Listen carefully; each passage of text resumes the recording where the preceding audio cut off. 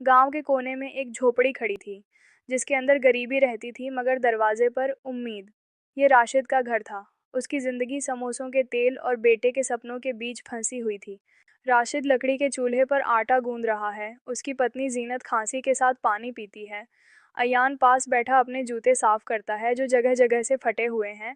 अब्बा, आज स्कूल में सबसे फीस मांगी जाएगी। क्या मैं मास्टर साहब से कह दूं कि अगली हफ्ते दे देंगे? हाँ बेटा, कह देना, अगला हफ्ता शायद हमारे लिए आसान होगा।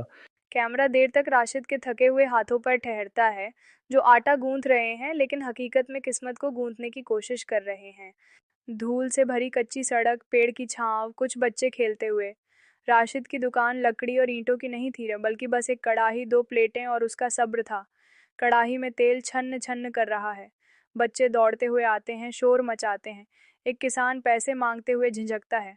राशिद भाई 4 समोसे देना, पैसे शाम तक दे दूंगा।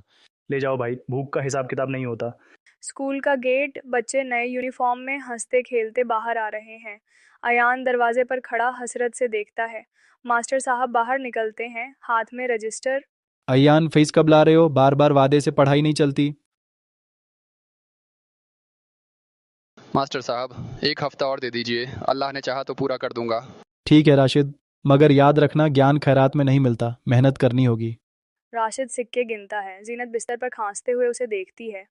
कल आटा लूं या तेल? दोनों के पैसे नहीं है और अयान की फीस अलग।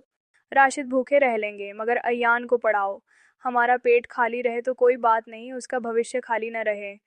राशिद समोसे बेच रहा है। चौधरी साहब खामोशी से एक समोसा लेते हैं।